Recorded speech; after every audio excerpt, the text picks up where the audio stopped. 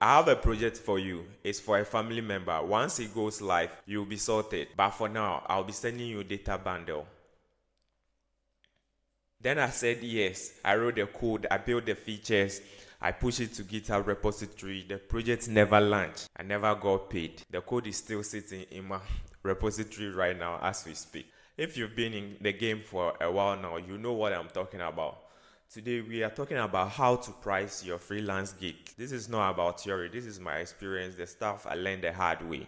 And I'm going to give you 5-step framework at the end that covers everything from getting the scope of the project to getting your money, including the payment splits that protects you from whether the client is a big company or someone who still thinks sending you data bundle is a valid form of compensation. But first, let me tell you why so many of us fall victim to some of these things. When I started programming, I was desperate. You can imagine someone from the village. I needed money so desperately. So when someone said they have a project, oh, I already started writing code right there in my head. They don't even finish their sentence, then I start writing code in my head. I don't ask much. I don't ask for requirements, budget, the timeline. And once they talk, I start writing code. And here is the thing, clients are not always that bad. Some genuinely believe in their idea. But when you show up desperate, you train them to treat you like you are desperate. Desperation is fucking expensive. You will be used, you will burn out, and sometimes the projects will never get shipped. And at the end, you still don't get the money, and you'll be less confident because Charlie, I mean, you lose hope. So before we talk the numbers, understand this: the first skill in freelancing pricing is not math; it is patience. Don't rush. Any client that is rushing you through the process, that's a red flag. Before you price anything, you need to know exactly what you are building, not rough or just some parts. And this is what I do. I sit down with a client either in person or in call, whatever. I don't leave until they answer this following question. One, I want to know what the app will be doing. Two, who will be using the app and how? What screens does it need? What will it be connecting to? API, payment, the backend, and all those things. I want to know. It's a mobile application. Mobile application is front end. You want to know whether the application will be connecting to an API, would there be payment gateway, all those things. You have to figure them out. And at what point do you tell that the application is done? So I ask questions, I listen, I ask again, and I write everything down. Then I send it to the client in a document. Then I write to the client saying something like, this is what I understand we are building. Confirm this is correct before we go any further. And you must make sure that you wait till they reply, and they must reply in writing. When you do this, it helps you in two ways. First, it forces the client to think clearly about what they actually want. It will surprise you that some clients have beautiful ideas, but they've never thought past the home page. And secondly, it protects you because when you come back like 3 months later saying, I thought this feature is also part of the project, you can pull out that document and show to them, and then you confirm it. This can take like few minutes for small projects. It can also take days or week or months, but you need to take your time and get all the feature. If you are a computer science student, this is what they call in the software lifecycle as requirement gathering. So you are gathering all the project or the application requirements. This step is very important and you need not skip it. Now you know what exactly you are building. Before you say numbers as in the price to the customer, you need to do some research. And this is where it gets regional because pricing in Ghana is actually different from like pricing in Germany, Canada, Nigeria, or Germany. So you need to do some research before you give the client a price. If not, sometimes it will be too outrageous and you might lose the client, or it will be too ridiculous where you lose yourself. For local clients, as in like Ghanaian or African business, the best source is your network. If you're a beginner and you don't know how to actually price, your network is the best option. So the community, like WhatsApp communities in which you are, and all the local tech groups that you find yourself, you can drop the question there, give a tip of the project and how much they think you can price it. And it will surprise you that people are willing to help you. If it's a foreign client, mostly them, they have their data publicly available. If you go to like arcdev.com, Recently, they conducted a survey over 5,000 developers globally. I'll leave the link in the description. And this is their price tagging. So I'm talking in terms of mobile application. So for junior developers, they have like $15 to $40 per hour. And then for middle level, they have senior level. So Africans fall within like $25 to $60 per hour. So for foreign clients.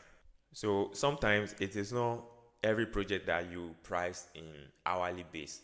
So if it is a project that like you price it in bulk, what you need to do is you need to estimate the hours. If you consider the project, maybe you think you finish in a week, so you have to consider the hours you'll be working within that week, and then you multiply it by the hourly rate. For example, you take 30 and then you multiply it by, let's say you are working for 10 hours, so you multiply it by hourly rate. Then you add 20 to 30% of the total, the hour times the rate, so that you protect yourself. Sometimes there might be surprises.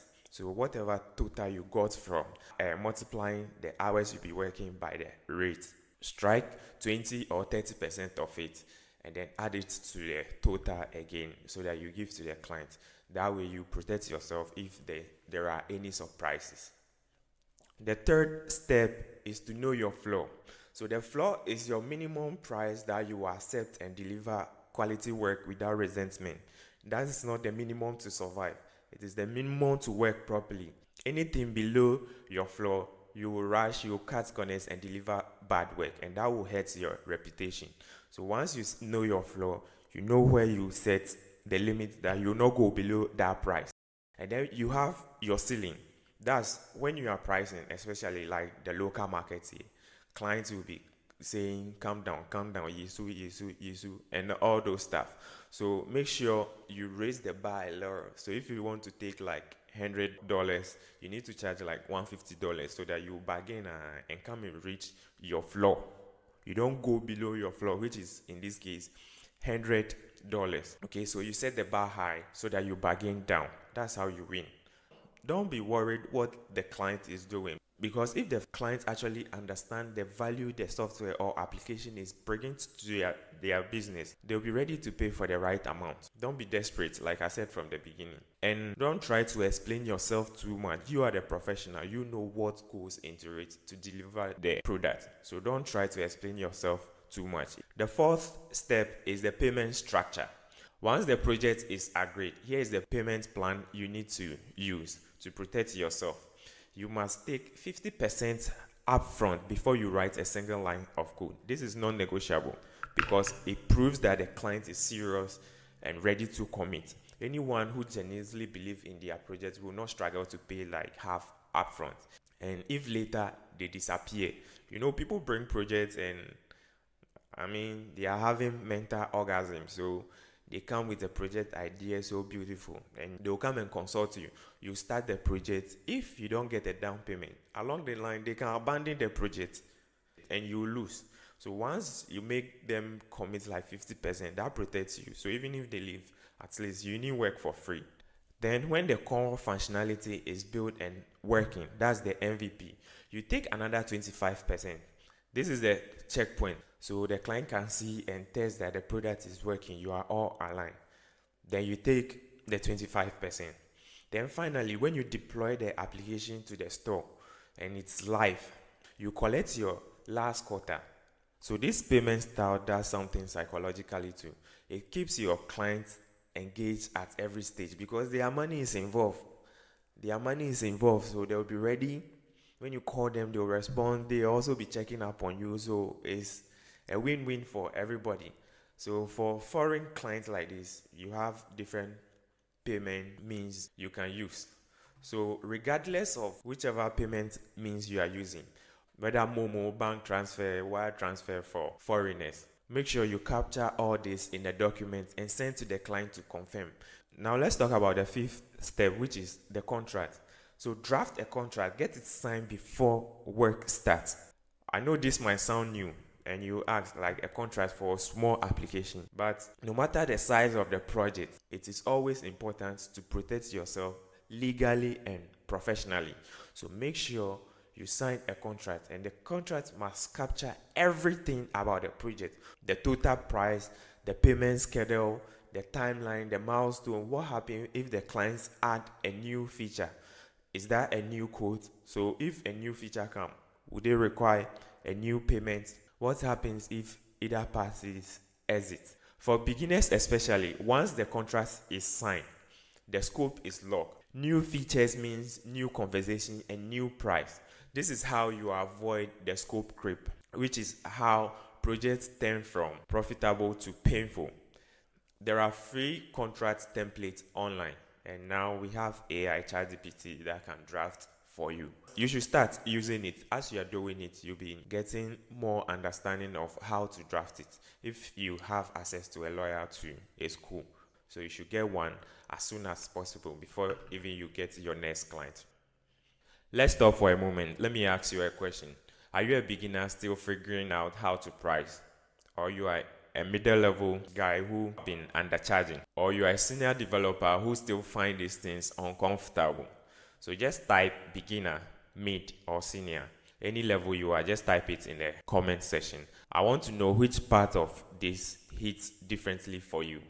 I'll stop here. If you find this video helpful, like and subscribe to the channel so that YouTube will push it to other developers to make the right decision. I'll be going deeper if the comments show that you want it, like proposals, how to find clients, negotiation. Let me know.